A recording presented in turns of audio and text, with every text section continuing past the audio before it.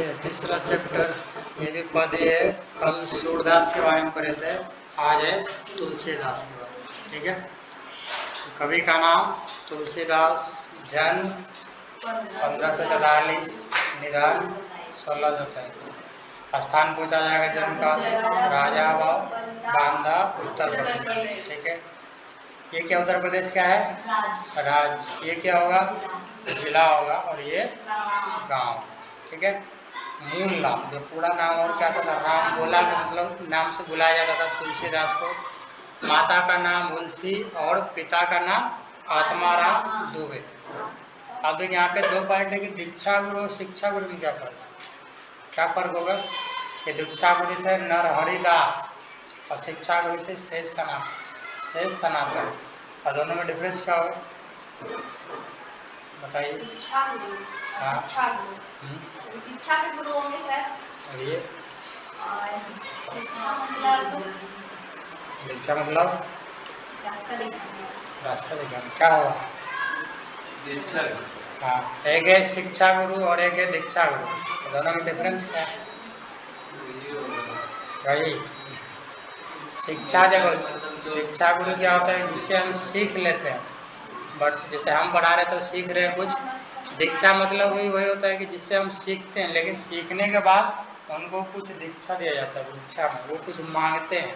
पहले के ज़माना में ऐसे चलता था कि अगर हम शिक्षा लेते हैं, उसके बाद जब मेरा शिक्षा कंप्लीट हो जाता है, तब खुद स्टूडेंट बोलता है कि आपको गुरुदेव आपको क्या चाहिए, तब वो अपना सामने में रखता है कि हमको ये चाहिए वो चाहिए। ऐसे तो ऐसे ही शिक्षा मतलब कुछ सीख लिया उस गुरु से, लेकिन दीक्षा गुरु है कि किसी उससे मांगना कुछ। ठीक है, स्टूडेंट्स उसको बोलते हैं दीक्षा। समझे?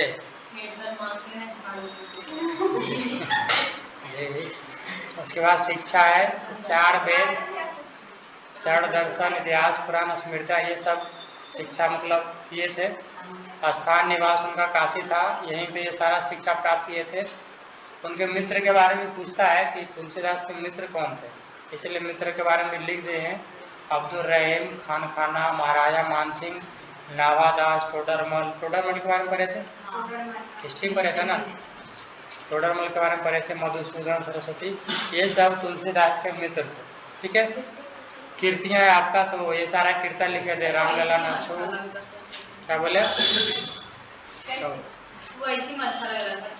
तो अपना लिखे ना, जब वीडियो छोड़ते हैं तो दोनों तरफ पूरा ब्लैक आता है, अब हम छोड़ेंगे तो पूरा ये वाला है।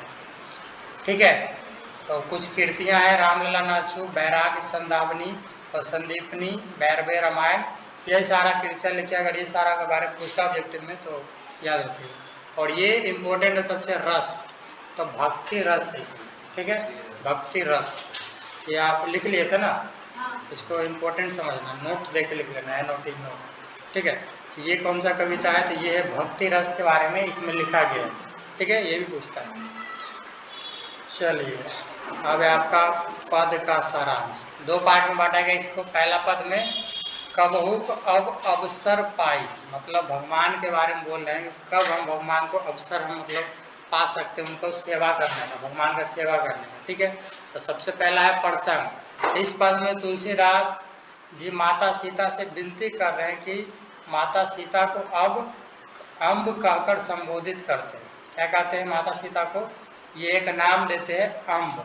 ठीक है, अम्ब मतलब माता, अम्ब कहकर संबोधित करते हैं माता सीता को। ठीक है, भावार्थ कवि तुलसीदास माता सीता से प्रार्थना करते हैं कि हे माता, कभी भी उचित अवसर या समय पाकर आप प्रभु श्री राम के सामने मेरी कोई करुणा कथा या बात छेड़ देना। वो कहते हैं कि कभी भी मौका मिले तो प्रभु श्री राम के सामने मेरी कविता को रखना, सुनाना। ठीक है, प्रभु को मेरी दीनता और दशा की याद दिलाना। कवि को पूरा विश्वास है कि माता सीता के कहने पर प्रभु श्री राम उनका उद्धार कर देंगे और उनको अपनी शरण में ले लेंगे। ठीक है, कवि का कहना था कि अगर श्री राम मेरा कविता सुन लेते हैं, वो हमको अपना शरण में ले लेंगे, क्योंकि श्री राम क्या थे? भगवान थे। ठीक है, तो वो क्या अपना शरण में ले लेंगे। पहला पद में वो कहते हैं, दूसरा पद में दीनता और नाम स्मरण के बारे में बताया गया है, तो वही प्रसंग। तो दूसरे पद में तुलसीदास ने स्वयं को दीनहीन और दुखी भिखारी के रूप में भगवान राम के सामने प्रस्तुत किया है। ठीक है, कि दीनहीन है, भिखारी के रूप में भगवान राम के सामने प्रस्तुत किया है। कभी कहते हैं कि वो हर प्रकार से लाचार और दरिद्र है, मतलब हर प्रकार से लाचार है, गरीब है, कलयुग के कष्टों से उनका जीवन दुखी हो गया है। कि कलयुग में ऐसा ऐसा कष्ट आया जिससे उनका क्या है, जीवन दुखी हो गया है। ऐसे में उनके पास उद्धार पाने का केवल एक ही साधन है, प्रभु श्री राम का नाम जप। कि श्री राम का हम नाम जप करेंगे हमको उद्धार मिल जाएगा ये दुनिया से। ठीक है, तो वह स्वयं को श्री राम की दासी को दास मानते थे, श्री राम का दास मानते थे खुद नौकर। ठीक है, कि हम श्री राम का दास हैं। और कहते हैं कि राम के नाम का स्मरण करने मात्र से ही उनके सारे संकट और पेट के भूख मिट जाते हैं। ठीक है, क्या कहते हैं कि राम के सिर्फ नाम हम लेते हैं तो मेरा सारा संकट दूर हो जाता है और भूख भी मिट जाता है। जैसे हनुमान जी करते हैं कि सिर्फ राम का नाम लिए और सारा संकट दूर। ठीक है, ये दो पद है, आप थोड़ा सा अर्थ समझते हैं। पहला पद आप कहीं से स्टार्टिंग है, कबहुक अम्ब अवसर पाई मेरु सुधी दयावी कुछ करुण कथा चलाई। प्रस्तुत पंक्तियां विनय पत्रिका के सीता स्तुति खंड से लिया गया। देखिए ये नोट कर लीजिए, ये जो पंक्ति कहाँ से लिया गया है, ये विनय पत्रिका से। ठीक है, विनय पत्रिका के सीता स्तुति खंड से। लेकिन आपको ये नोट करना है कि ये स्तुति है जो विनय पत्रिका से लिया गया। ठीक है, ये पूछ देगा आपका ऑब्जेक्टिव में। चलिए अब अर्थ समझ लेते हैं। स्टार्टिंग में वही आपका क्या है कि जिसमें महाकवि तुलसीदास सीता को माँ कहकर संबोधित करते हुए कि हे माँ, कभी उचित अवसर पा के आप प्रभु से कोई कारुणिक प्रसंग छेड़ कर मेरी भी याद प्रभु को दिला देना।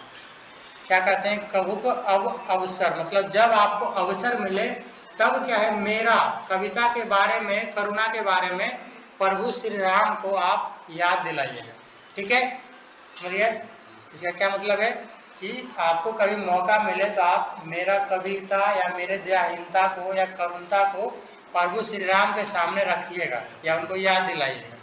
ठीक है, दीन सब अंगहीन छीन मलिन अघि आगाही नाम लय भरे उधर एक प्रभु दासी दास कहाई। तो वही विनय पत्रिका के सीता स्तुति खंड से लिया गया है, जिसमें महाकवि तुलसीदास सीता को माँ कहकर संबोधित करते हुए कि हे माँ, प्रभु को कहना है कि आपकी दासी का दास बहुत ही दीन दशा में। क्या कहते हैं कि जो आपकी दासी का दास, अपने बारे में बताते हैं कि मेरी जो दशा है बहुत ही दीन स्थिति। ठीक है, उसके अंग भी अब ठीक से काम नहीं कर रहे हैं, कि उसका शरीर भी अब ठीक से काम नहीं कर रहा है, वह बहुत दुर्बल हो गया है, वह बहुत कमजोर हो गया है, तथा स्वच्छ भी नहीं रहता, साफ सफाई भी नहीं रहता, बहुत ही गंदा तरीके से रहता है। वह पूर्णतः पापों में लिप्त है और आपके नाम का स्मरण करता हुआ किसी प्रकार से अपनी उदार पूरी करता है। क्या कहते हैं कि आपका जो दास है बहुत ही दीन दशा में है, उसके अंग भी अब ठीक से काम नहीं कर रहे, वह बहुत कमजोर हो गया है तथा स्वच्छ भी नहीं रहता, और क्या है, वह पूर्णतः पापों से लिप्त है, पापों से भरा हुआ है, उसके अंदर पूरा पाप भरा हुआ है। और क्या है, आपके नाम का स्मरण करते हुए, आपका नाम का जप करते हुए किसी प्रकार से अपनी उदार पूरी करता है। ये अपना आपका नाम जप करेंगे तो मेरा पाप कुछ कम हो जाएगा। ठीक है, वो कहते हैं, समझिए। नेक्स्ट पॉइंट है, बजही सो है कौन कहिबी नाम दशा जनाई सुनत राम कृपालु के मेरी विग्रह बनी जाई। कि संबोधित करते हुए कि हे माँ, जब आप मेरी बात प्रभु से करेंगे तब वो पूछेंगे कि आप किसकी बात कर रहे हैं। क्या बोलते हैं कि जब आप मेरी बात श्री राम प्रभु से करेंगे तब वो पूछेंगे कि आप किसकी बात कर रहे हैं, आप प्रभु का मेरा नाम और मेरी दशा बता देना, क्योंकि अगर मेरी स्थिति प्रभु को पता चल गई तो मेरे बिगड़े काम बना देंगे। ठीक है, क्या बोलते हैं कि अगर जब आप मेरा बात प्रभु तक रखिएगा, श्री राम प्रभु तक, तो मेरा नाम भी बता दीजिएगा और मेरी दशा कैसा है वो भी बता दीजिएगा, ताकि क्या वो करेंगे कि अगर मेरी स्थिति प्रभु को पता चल गई कि वो किस स्थिति में जी रहा है तो क्या है, मेरा जितना भी बिगड़ा काम है वो बना देंगे। ठीक है, वही मेरे बिगड़े बन जाए, कि मेरा जितना भी बिगड़ा काम है वो बन जाएगा। ठीक है, जब आप प्रभु को मेरा स्थिति बताएंगे तो। समझ गए? चलिए, जानकी, जानकी मीन्स सीता, ठीक है। जानकी जग जननी जन की किए बचन सहाई, तरे तुलसीदास भव तव नाथ गुण गुण गाई। ठीक है, क्या कहते हैं कि वैसे तो आप जिसमें सीता को, हाँ वही माँ का अगर संबोधित करते हुए कहते हैं वैसे तो आप पूरे संसार की माँ है। ठीक है, क्या बोलते हैं कि आप पूरे संसार, जानकी जग जननी, जग मतलब जगत, इस सारे जगत की माँ है, पूरे संसार की माँ है। आप अपने कृपा पूरे संसार पर बरसाती हैं, लेकिन इसके बावजूद अगर आप मेरी सहायता करेंगे तो मैं आपके नाथ का गुणगान करके भव सागर को पार कर जाऊंगा। क्या बोलते हैं कि अगर आप मेरी सहायता करेंगे, मेरी बात प्रभु तक रखेंगे, तो मैं आपके नाथ का गुणगान गाकर भव सागर के पार कर दूंगा। ठीक है, वो कहते हैं जानकी जग जननी, कि आप पूरे संसार की माँ है, पूरे जगत की माँ है, और आप मेरी अगर सहायता करेंगे तो मैं आपके नाथ की, नाथ मतलब आपका पुत्र की गुणगान करूँगा पूरा दुनिया में। भव सागर मतलब पूरा दुनिया में उसका गुणगान करूँगा। ठीक है, आगे है द्वार हो भोर ही को आज, रटत रिहा आरी और ना करो ही ते काजू। मैं आपके द्वार पर भोर से ही, मतलब मैं आपके द्वार पर क्या है, सुबह से ही बैठा हूँ और रटत गिरगिरा रहा हूँ, रट रहा हूँ, बार बार बोल रहा हूँ, और भीख मांगने वालों की तरह रिढ़ा रहा हूँ या गिरगिरा रहा हूँ। हे प्रभु, मुझे आपसे बहुत कुछ नहीं चाहिए, मैं आपकी कृपा का एक कौड़ी मांग रहा हूँ, मैं आपकी कृपा का बस एक निवाला मांग रहा हूँ कि आप मुझ पर बस कृपा कर दीजिए। ठीक है, क्या कहते हैं द्वार हो भरो भोर ही को आज, मतलब सुबह से आपके द्वार पर बैठा हूँ और भीख मांगने वालों की तरह गिरगिरा रहा हूँ कि आप मुझ पे कृपा करिए, ज़्यादा नहीं, बस आपकी कृपा का एक निवाला ही मांग रहा हूँ कि सिर्फ आप एक बार हमको कृपा कर दीजिए, फिर मेरा जीवन क्या है, धन्य हो जाएगा। ठीक है, नेक्स्ट पॉइंट है कली कराल दुकल दारुण सब कुंभाती कुसाजू, नीच जन मन उच्च जैसी कोढ़ में ही मोह की खाजू। इस कलयुग में भयंकर अकाल पड़ा है। क्या बोलते हैं कि इस कलयुग में भयंकर अकाल पड़ा है, कि कली कराल दुकाल मतलब इस कलयुग में भयंकर अकाल पड़ा है, और जो भी मोक्ष प्राप्त करने का मार्ग है वो क्या है, पापों से भरा हुआ। जो भी चाहता है कि हम मोक्ष प्राप्त करें वो क्या है, पापों से पूरा भरा हुआ है। ठीक है, प्रत्येक चीज में दुर्व्यवस्था ही दिखाई पड़ रही है। हे प्रभु, मैं एक नीच जीव हूँ, नीच जन मतलब नीच जीव हूँ, जन मतलब आदमी भी मान सकते हैं या जीव भी कर सकते हैं। ठीक है, कि हे प्रभु, मैं एक नीच जीव हूँ जिसकी अभिलाषाएं ऊंची है, जिसकी आशाएं बहुत ऊंचा है, ऊंचा पद पे, लेकिन जो मुझे उसी प्रकार कष्ट देती है जैसे कोढ़ में की खाज, मतलब जैसे कोढ़ का बीमारी होता है, कोढ़ का, वैसे जैसे कोढ़ में खाज दुख दिया करती है। अतः हे प्रभु, मेरी विनती स्वीकार करें और मुझे अपनी कृपा का मात्र एक निवाला प्रदान करें। ठीक है, क्या कहते हैं कि इस कलयुग में भयंकर अकाल पड़ा हुआ है, और जो भी मोक्ष प्राप्त करना चाहता है वो क्या है, प्रत्येक जो भी मोक्ष प्राप्त करना चाहता है वो पापों से भरा हुआ है, उसके अंदर बहुत पाप है, मोक्ष प्राप्त नहीं कर सकता। और प्रत्येक चीज में, हर एक चीज में दुर्व्यवस्था ही दिखाई पड़ रही है, कि कोई रास्ता ही नहीं है, दुर्व्यवस्था ही दिखाई पड़ रही है। हे प्रभु, मैं एक नीच जीव हूँ जिसकी अभिलाषाएं ऊंची है, जो मुझे उसी प्रकार कष्ट देती है, दुख देती है, जैसा किसी को कोढ़ का बीमारी हो। ठीक है, कोढ़ का बीमारी सुने हैं, जिससे शरीर गल जाता है, अंग गलता है, उसी को कोढ़ का बीमारी बोलते हैं। जैसे कोढ़ में खाज दुख दिया करती है, अतः हे प्रभु, मेरी विनती स्वीकार करें और मुझे अपनी कृपा का मात्र एक निवाला प्रदान करें। ठीक है, क्लियर। नेक्स्ट, हरि ही में सदैव बुझियो जाय साधु समाजु, मोहिसु कहु कतहु को तिन कहियु कौशल राजू।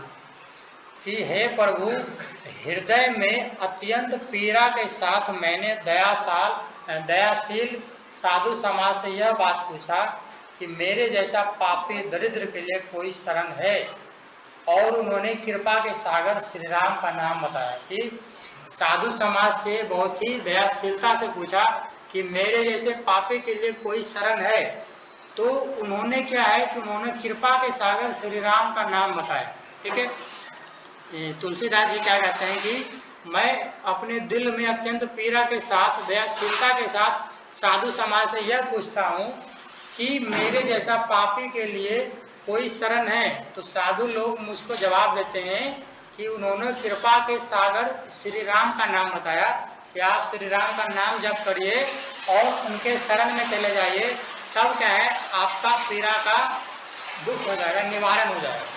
ठीक है, समझिए। ये आगे, दीनता दर्दी दल को कृपा बड़ी दी, बाज दानी दशरथ रैके तू बनते सिरताजू। क्या कहते हैं, हे कृपा सिंधु, आपके नाम लेते हैं प्रभु का, श्री राम का, हे कृपा सिंधु आपके अतिरिक्त कौन मेरी दीनता और दरिद्रता को दूर कर सकता है। हे दशरथ पुत्र श्री राम, आपके द्वारा ही मेरी बात बन सकती है। तो श्री राम किसके पुत्र थे, दशरथ के। ये तो मालूम होगा, मालूम था ना। वही है कि बोलते हैं कि दीनहीन अवस्था का वर्णन करते हुए कहते हैं, हे कृपा सिंधु, श्री राम को बोलते हैं उनका नाम लेके, हे कृपा सिंधु आपके अतिरिक्त कौन मेरी दीनता और दरिद्रता को दूर कर सकता है। हे दशरथ पुत्र श्री राम, आपके द्वारा ही मेरी बात बन सकती है। दानी दशरथ राय के मतलब दशरथ के पुत्र। ठीक है, हे दशरथ पुत्र श्री राम, आपके द्वारा ही मेरी बात बन सकती है। समझ गए। जन्म को भूखे भिखारी हो गरीब निवाजू, पेट भरी तलसिही जेवही भगत सुधा सुनाजू।